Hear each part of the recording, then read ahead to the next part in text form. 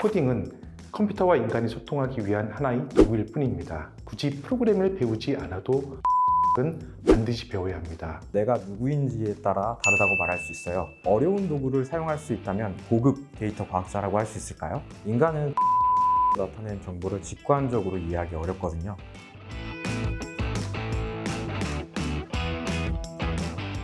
안녕하세요. 저는 현재 하나금융지주 데이터 본부장 겸 하나은행 데이터 제2투자본부장으로서 하나금융그룹의 데이터와 인공지능을 총괄하고 있는 황보현우입니다. 안녕하세요. 저는 현재 세스코리아에서 데이터 분석 컨설턴트로 일하고 있는 한노아라고 합니다. 현장에서 고객이 가진 비즈니스적인 문제들을 듣고 데이터 분석을 이용해 해결하는 일을 하고 있고요. 세부적으로는 데이터에 기초한 각종 리포트부터 예측 모형 구축, 예측 모형에 기초한 시스템 구성, 이런 일들을 하고 있습니다. 코딩 없이 배우는 데이터 과학에는 이런 현장 경험을 많이 담고자 노력했습니다. 물론입니다. 코딩은 컴퓨터와 인간이 소통하기 위한 하나의 도구일 뿐입니다. 데이터 과학은 정교하고 복잡한 작업이기 때문에 논리적이고 정교한 프로그래밍 언어가 필요했습니다. 하지만 최근 과학기술이 발전하면서 인간의 언어가 가진 논리적인 공백을 기술이 대체하고 있습니다. 가장 대표적인 예가 요즘 유행하고 있는 챗 GPT입니다. 챗 GPT는 인간의 질문을 실마리로 해서 원하는 답변을 추론하고 결과를 도출합니다. 앞으로 이런 기술들은 보다 고도화될 것입니다. 즉, 인간이 코딩을 정교하게 묻지 않아도 AI가 이런 논리적인 공백들을 채워줄 것입니다. 아주 가까운 미래 말이죠.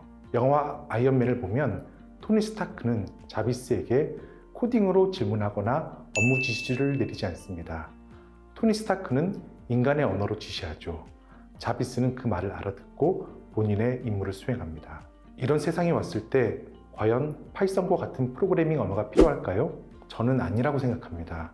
적어도 저는 굳이 프로그램을 배우지 않아도 될 것이라고 생각합니다. 우리가 자동차를 운전하기 위해서 자동차를 만들 수 있어야 하는 것이 아니기 때문입니다. 하지만 이런 세상이 온다고 하더라도 데이터 과학은 반드시 배워야 합니다.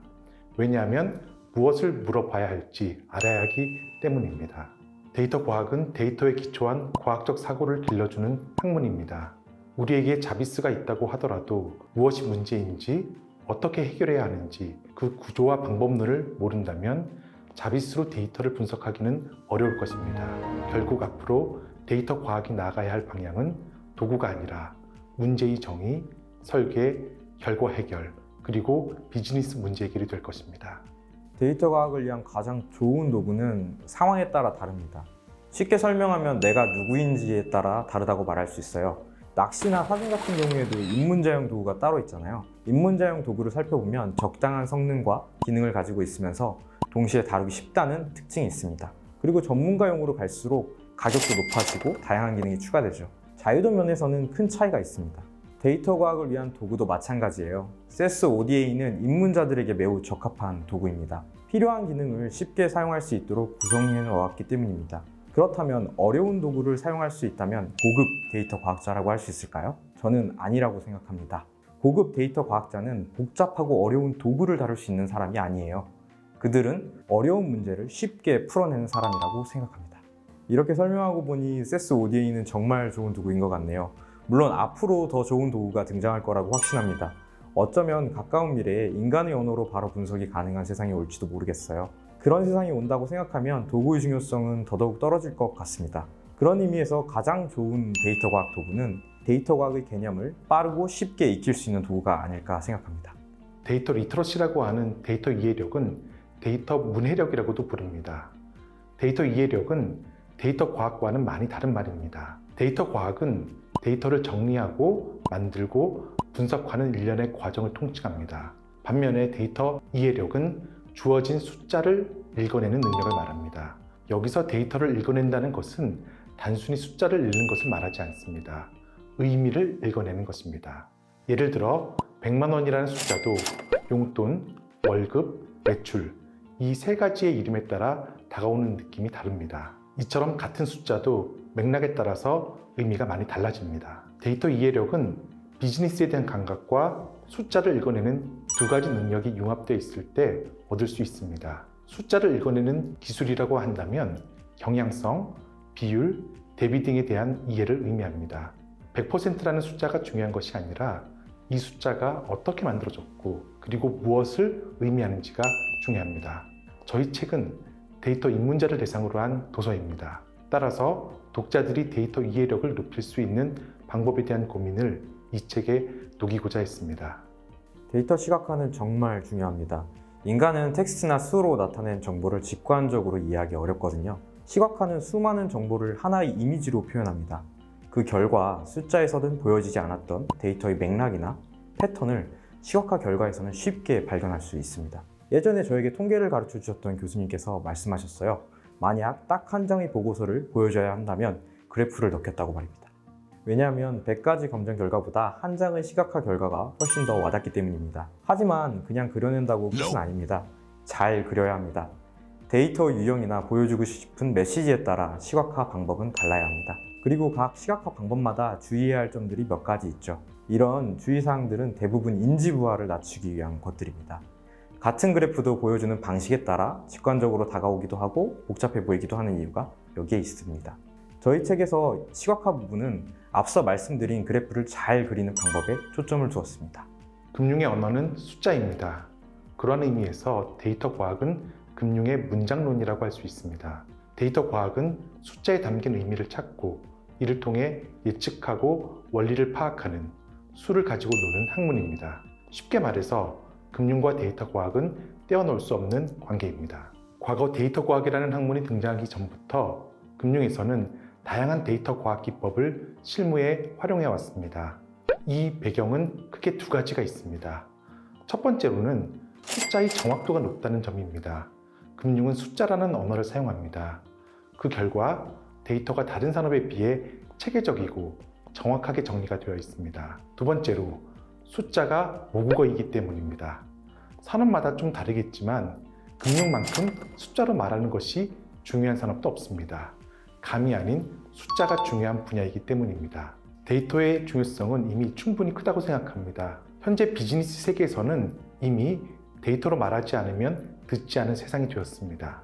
특히 합리적이고 논리적인 것을 중요하게 생각하는 MZ세대들이 의사결정권자가 된다면 데이터가 그 무엇보다 중요해질 것입니다. MZ세대들에게 감정으로 호소한다고 들을까요? 저는 아니라고 생각합니다. 물론 데이터가 중요해지는 가장 큰 이유는 인공지능 때문입니다.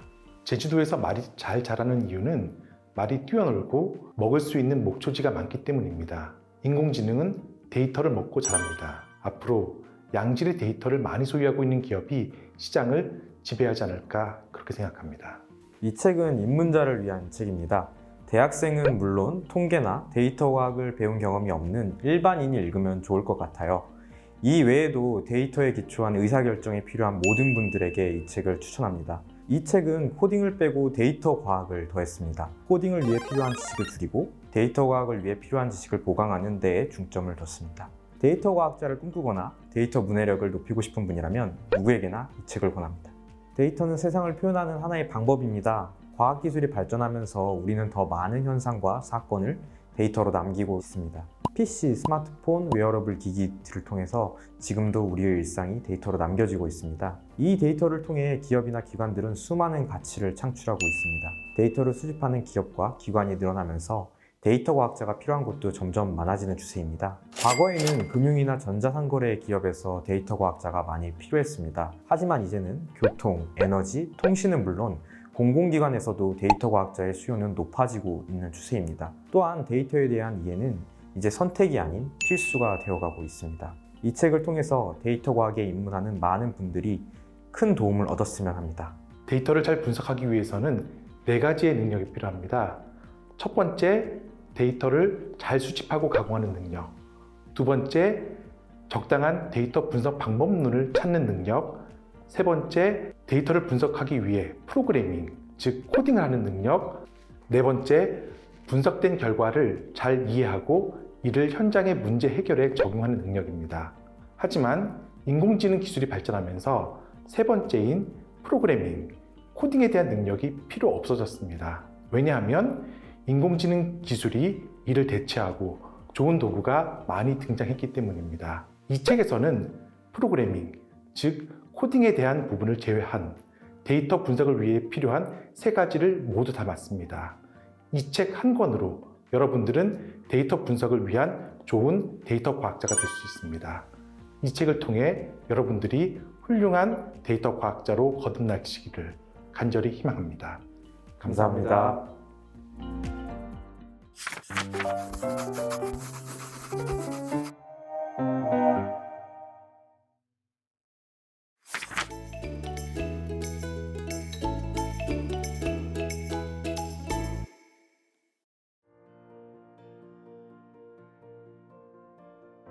올바른 자녀 교육은 부모의 삶에서 비롯되어야 한다 하는 게 제 생각이고요. 인문고전에는 삶에 녹아있는 그러한 도덕, 바른 삶, 올바른 삶의 자세, 이것이 이제 인문고전에 녹아 있거든요. 그래서 그냥 인문고전을 배운다 하면 조금 어려울 수도 있지만 이것이 나의 삶에 어떻게 적용이 되고 이것이 내가 삶에서 어떻게 실천할 수 있을까 하는 것을 생각하면서 배운다면 인문고전이 그렇게 어려운 학문은 아니라고 저는 생각합니다. 그리고 인문고전이라는 것은 거의 2500년, 3000년을 이어져 내려온 것이잖아요. 그 지혜들이 정말 사라지지 않고 계속 이어져 내려왔다는 것은 분명히 거기에 우리의 삶을 관통하는 지혜가 담겨져 있다고 생각을 하고 그것이 삶에서 바르게 발현될 때 적용할 수 있는 그러한 지혜라고 생각을 합니다. 그래서 부모가 자녀와 함께 인문고전을 배운다면 그것이 바로 가장 바른 삶을 가르칠 수 있는 그런 가장 좋은 지혜로운 방법이라고 생각합니다. 저는 성실을 강조하고 싶습니다. 성실이라고 하는 것은 삶의 모든 부분에 적용할 수 있는 그러한 귀한 어떤 가르침이거든요. 공부는 물론이고 삶을 살아가는 자세라든지 뭐 부모와의 관계, 가정에서의 관계, 친구와의 관계, 이 모든 것을 지배할 수 있는 게 바로 성실이라고 생각합니다. 삶을 살아가면서 내가 성실하다면 그 어떤 일도 해낼 수 있고 그다음에 정말 어려운 일이 없이 그렇게 다 할 수 있다고 생각하고요. 부지런한 모습, 그걸 부모가 보여준다면 자녀 역시 그 부모의 부지런함을 보고 성실하게 자기 삶을 이루어 나갈 수 있을 거라고 생각합니다. 대학에 보면 사람은 자기 자식이 악함을 알지 못하고 자기 눈에 싹이 자란 것을 알지 못한다. 이런 말이 실려 있습니다. 전자는 사랑의 눈이 먼 거죠. 후자는 욕심 때문에 마음이 가려진 거예요. 우리가 자녀를 대하는 모습이 바로 이러한 모습을 보일 때가 많습니다. 어떤 때는 막 사랑으로 이렇게 아이를 가르치지만 또 어떤 때는 또 자기 감정 때문에, 자기 욕심 때문에 아이한테 만족하지 못하고 자기의 감정을 발산하면서 아이를 대하는 그런 경우가 많거든요. 그래서 제가 부모님들께 말씀드리고 싶은 것은 감정을 잘 다스릴 수 있어야 되고 내 욕심도 이렇게 잘 다스릴 수 있어야 된다. 그래서 이제 한 걸음 물러서서 자녀에게 어떤 자율성을 주고 자녀의 자라는 것을 이렇게 믿음으로 이렇게 함께 길을 가는 게 바로 자녀 양육의 지혜라고 생각합니다.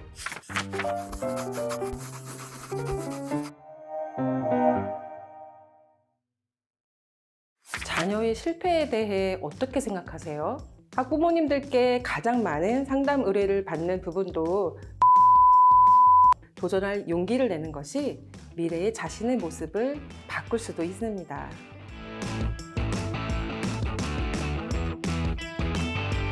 안녕하세요. 두 아이 의대맘이 전하는 초등 필수 공부템의 저자 김민주입니다.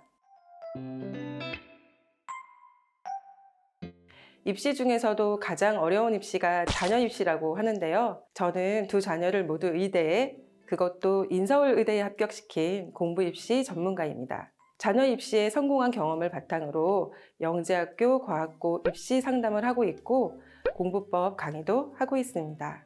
아마 처음부터 제가 아이들더러 의대에 가라고 리드했으면 이루지 못했을 결과였을지도 모릅니다.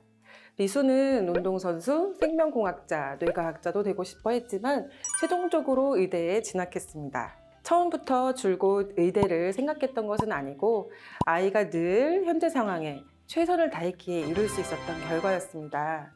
저는 무엇이 꿈이든 아이가 하고 싶은 것을 실컷, 충분히, 많이, 즐겁게 할 수 있게 밀어주었어요. 리안이는 과학자, 변호사, 소프트웨어 개발자를 꿈꾸다가 대학에 한 차례 실패하면서 의대를 한번 목표로 해볼까라며 의대에 도전했습니다. 의대에 가기 위해 엄마와 자녀가 전속력으로 달렸다기보다는 자신이 가고 싶은 미래를 위해 그때 노력하다 보니 스스로 만족하는 좋은 결과를 얻었습니다. 공부를 잘하기 위해서 가장 중요한 것은 무엇보다 자기가 하고 싶은 대로 눈앞에 있는 목표를 향해 열심히 하는 것입니다. 긍정마음, 꿈, 책 읽기, 공부 재능 이 4가지가 꼭 필요한 습관입니다. 1장에서는 리수가 스스로 공부 잘하는 아이라고 여기고 공부를 열심히 하게 된 계기와 리안이가 선생님께 인정받으면서 공부를 더 좋아하게 된 사례를 소개하면서 자녀에게 긍정마음을 형성하여 공부를 좋아하게 만드는 방법을 이야기하고 있습니다. 2장에서는 리수와 리안이가 다양한 꿈을 꾸며 열정을 바쳐 꿈을 찾아가는 과정을 보여주면서 자녀가 꿈을 찾고 공부에 푹 빠지게 만들 수 있는 꿈찾기 방법을 이야기하고 있습니다. 3장에서는 리수와 리안이를 비롯해 제가 코칭했던 학생이 소리내어 책을 읽는 방법과 책 연극, 책 놀이 등 다양하고 재미있게 책 활동했던 사례들을 보여주면서 책을 좋아하게 만드는 방법을 이야기하고 있습니다. 4장에서는 탄탄하게 쌓아 올린 집공부 습관과 오답노트, 끝까지 풀기, 공부 습관 등 공부 실력을 완성시켜주는 공부 재능에 대해 이야기하고 있습니다. 초등 시기에 이 4가지 습관이 골고루 형성될 수 있도록 도와주면 반드시 공부를 잘할 수 있습니다. 자녀의 실패에 대해 어떻게 생각하세요? 실패하지 않도록 먼저 나서서 도와주는 것이 좋을까요? 불가능하더라도 도전을 해보고 실패를 받아들이는 것이 좋을까요? 아마 실패에 대해서 많은 생각이 있으실 것 같아요. 저는 초등 시절에 작은 실패의 경험을 통해 더 큰 실패를 극복할 수 있는 자세를 갖도록 권하고 싶습니다. 저도 실패를 처음부터 잘 받아들였던 것은 아니에요. 리수가 피겨스케이팅 선수가 되고 싶다고 했을 때 설마 될 수 없겠지? 라고 실패를 먼저 생각했던 적이 있었어요. 우리는 운동선수였던 기간 동안 최선을 다했고 목표했던 1년을 마치면서 우리의 부족함을 받아들이는 자세를 배울 수 있었어요. 5장에서는 리안이가 대학부설 과학영재원에 실패하면서 진로를 정보로 바꾼 이야기, 과학고 목표가 미술고 진학에 도움이 된 이야기, 과학고는 실패했지만 의대 도전에는 성공한 이야기를 통해 실패를 받아들이는 자세를 잘 보여주고 있습니다. 실패를 극복하고 나면 새로운 기회를 만날 수 있고 자신의 한계점을 뛰어넘을 수 있습니다. 리수는 초사 때 피겨스케이팅 선수가 되고 싶다고 했을 때 주변에서 반대했었어요. 영재학교 지원서를 쓰고 싶다고 했을 때 담임 선생님이 안 될 거라며 반대했고 고2 때 의대에 가고 싶다고 했을 때도 내신 성적이 안 된다며 반대를 했죠. 그럼에도 용기를 내어 정시로 도전을 했고 목표를 이루었습니다. 6장에서는 과학고는 포기했지만 그때의 공부가 미술고 진학에 도움이 된 이야기, 학교생활 기록부 내용이 부족했지만 자신의 긍정적인 면에 주목하면서 과학고에 합격한 이야기도 있습니다. 불가능해 보이더라도 도전할 용기를 내는 것이 미래의 자신의 모습을 바꿀 수도 있습니다. 리수는 5살 때 의사가 되고 싶다고 했고 리안이는 4살 때 과학자가 되고 싶다고 했어요. 아이들의 꿈을 이루어주고 싶어 몇 살 때 무엇을 해야 할지 미리 계획을 세워두고 실천했었죠. 초등학생 때 책을 읽고 놀 체험할 수 있는 시간을 많이 갖자. 초5부터는 수학 심화를 더 깊이 있게 공부하자. 중학생 때는 영재학교나 자사고를 목표로 하자 등 장기적으로 중학생 때까지 무엇을 해야 할지 마스터 플랜을 세우고 공부했습니다. 멀리 내다보면서 작은 실패와 변화에도 흔들리지 않을 수 있었고 현 시점에서 무엇이 잘 되지 않은지 점검하여 수정할 수 있었어요. 그에 따라 세부 계획표를 세우고 실천하면서 공부 습관과 공부 실력을 기를 수 있었습니다. 초1부터 중3까지 9년을 내다보고 설계하려면 막막할 때가 있어요. 학부모님들께 가장 많은 상담 의뢰를 받는 부분도 로드맵 설계예요. 7장에서는 9년간의 마스터 플랜이 한눈에 보이도록 입시에 성공한 학생들의 경험과 계획표를 보여주고 있어 여러 가지 공부 요소들이 어느 시기에 투입되고 어느 시기에는 빠져야 하는지 명확하게 볼 수 있습니다. 마스터 플랜을 기초로 연간 계획, 월간 계획, 주간 계획을 세우고 실천하면 긍정 마음, 꿈, 책 읽기, 공부 재능을 함께 완성할 수 있습니다.